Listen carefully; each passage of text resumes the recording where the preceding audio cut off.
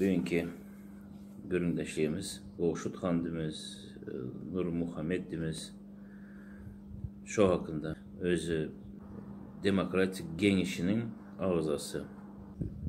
TikTok'ta yayını oturan vaxtında polisler gelipti. Şu polisler narkotik tarafından demek halı anonimli zvanok boyunca maglumat bilen.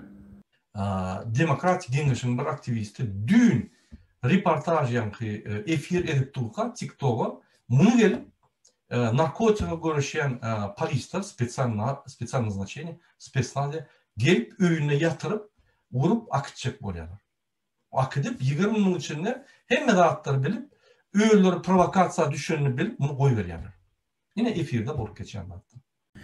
Birinciden polisler gelen bolsa şu narkotik maddası tapılan bolsa özlerimiz yaxşı bilemiz. Şu alı gidiptiler 20 müdden kovarıplar. Azine bu yine bir bölek koyun da eştinler.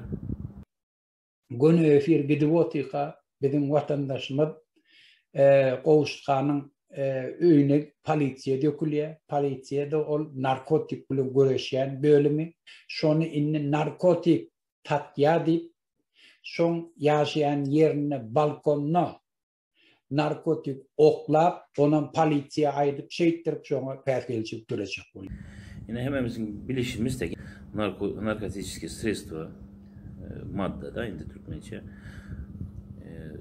öğünde olsun, dışarıda olsun, ikisinde olsun, şu senin teritoriyanda, şu senin bulan teritoriyanda tapılağaysa prostak 20 müddin içinde koy var mıydılar? O birincisi. İkincisi alı gidip bir iç olmanda bir 3-4 saat saklayırdılar. Davı yisniyeni, adli alı giderdiler. Şu ay dışımızda Goğuşu'dan Murat Kurbanov'am Muhammed diyeceğim hem mesleğim geniş ağzaları. O yenem o aldav yolum ben düşünemiyorum.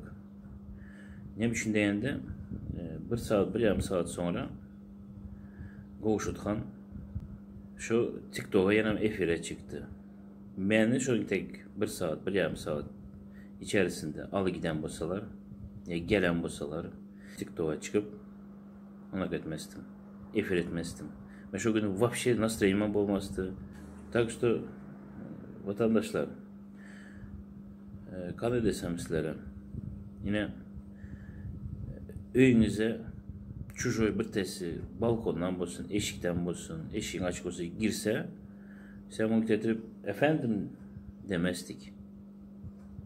Birkaçını multetrip karayırdık, doğru mu? Ya bunu da getirip nereden geldin sen, kimsen de onun üstüne baskı yapardık.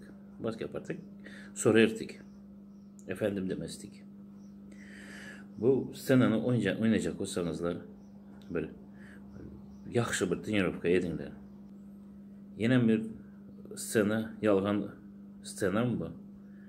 Ya bu ona kama ya bu? Политический прикрытие alman bir usulü mü bu?